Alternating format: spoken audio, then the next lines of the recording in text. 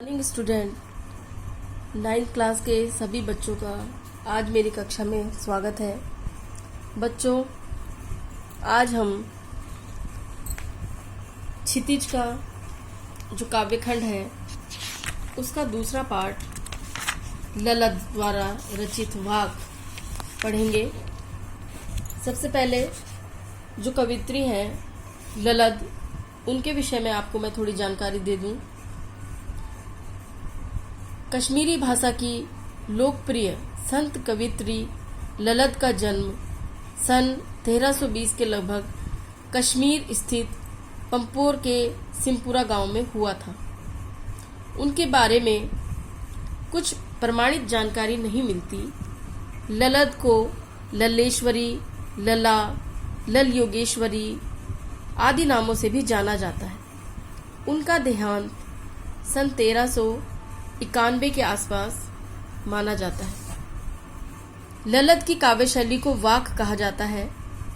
जिस प्रकार हिंदी में कबीर के दोहे, मीरा के पद और तुलसी की चौपाइयाँ, रसखान के सवैये प्रसिद्ध हैं, उसी तरह ललद के वाक भी प्रसिद्ध हैं। हमारे पास 4 वाक हैं, जिनमें कवित्री ने जो पहला वाक है उसमें ईश्वर प्राप्ति के लिए किए जाने वाले प्रयासों का वर्णन किया है, उसकी व्यर्थता पर चर्चा की है। दूसरे में बाह्य आडंबरों का विरोध किया है और तीसरे में कवित्री ने इस माया जाल में कम से कम लिप्त होने के विषय में कहा है और चौथे में कवित्री ने बताया है कि ईश्वर जो है वो प्रत्येक कण में निवास करता है। पहले वाक में कवित्री कहती हैं कि रस्सी कच्चे धागे की खींच रही मैं नाव, जाने कब सुन मेरी पुकार, करे देव भव सागर पार। पानी टपके कच्चे सकोरे, व्यर्थ प्रयास हो रहे मेरे, जी में उठती रह हूक, घर जाने की चाह है घिरे। कवित्री उम्र के उस पड़ाव पर पहुंच चुकी हैं जहां उन्हें और अधिक इस संसार में रहने की इच्छा नहीं है।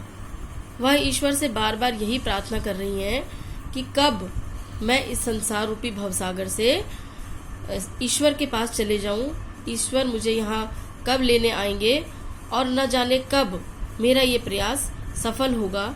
इसी विषय में वो इस वाक में बताती हैं और अपने शरीर को कवित्री ने एक नाव के समान बताया है और अपनी सांसों को कच्चे धागे के समान, क्योंकि कच्चा धागा कभी भी टूट सकता है, उसी प्रकार कवित्री की सांसें कभी भी टूट सकती हैं।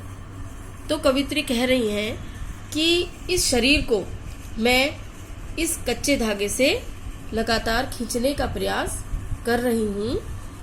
न जाने कब सुन मेरी पुकार, करे देव भव सागर पार। न जाने कब ईश्वर मेरी पुकार सुनेंगे और मुझे इस भवसागर रूपी संसार से पार करेंगे। पानी टपके कच्चे सकोरे, व्यर्थ प्रयास हो रहे मेरे। यहाँ पर वह कहती हैं कि कच्चे सकोरे अर्थात कच्चा बर्तन। कच्चे बर्तन को जब हम पानी से पूरा भर देते हैं, उसके पश्चात उसमें से एक एक बूंद करके पानी टपकने लगता है। इसी प्रकार उनकी सांसें एक एक करके अब समाप्त हो रही हैं और सारे प्रयास उनके द्वारा किए गए व्यर्थ हो रहे हैं। जी में उठती रह हूक, घर जाने की चाह है घेरे। उनके हृदय में रह रहकर एक हुक, एक दर्द उठ रहा है और घर जाने की चाह है घेरे। घर जाने की चाह अर्थात ईश्वर के धाम जाने की चाह उन्हें चारों तरफ से घेरे हुए है, क्योंकि इस संसार में किसी भी मनुष्य को लंबे समय तक नहीं रहना है और एक न एक दिन तो इस शरीर को त्याग कर जाना ही है। तो कवित्री कहती हैं कि अब मुझे भी अपनी असली घर जाने की इच्छा सता रही है और ईश्वर के घर जाने की चाह लगातार मुझे घेरे हुए हैं। न जाने कब ईश्वर मुझे लेने आएंगे और मैं उनके साथ अपने असली घर जा सकूंगी। दूसरे वाक्य में देखेंगे, कवित्री कहती हैं कि खा खाकर कुछ पाएगा नहीं, ना खाकर बनेगा अहंकारी, सम खा तभी होगा संभावी, खुलेगी सांकल बंद द्वार की। क्या कह रही है यहाँ पर कवित्री कि खा खाकर कुछ पाएगा नहीं। यदि तो इस संसार में बहुत अधिक भोग विलास में लगा रहेगा मनुष्य तो तू कुछ भी नहीं पाएगा, और यदि ना खाकर बनेगा अहंकारी, और यदि तू बिल्कुल कुछ नहीं खाएगा, जैसे कि आजकल कई बार लोग कहते हैं कि हम व्रत रखते हैं या इस प्रकार की योग साधना करते हैं या कुछ भी, तो तेरे अंदर अहंकार आ जाएगा। समखा अर्थात इंद्रियों पर समानता का भाव रख, न बहुत अधिक न बहुत कम, और तभी खुलेगी सांकल बंद द्वार की। तभी तेरे सांकल अर्थात कुंडी, तभी तेरे बंद हृदय के द्वार की कुंडी खुलेगी, अर्थात तुझे मोक्ष प्राप्त होगा या मोक्ष का द्वार तेरे लिए खुलेगा। धन्यवाद बच्चों। तीसरा और चौथा वाक्य मैं कल आपको बताऊंगी। आप इन दोनों वाक्यों का अर्थ लिख लेना अपनी कॉपी में।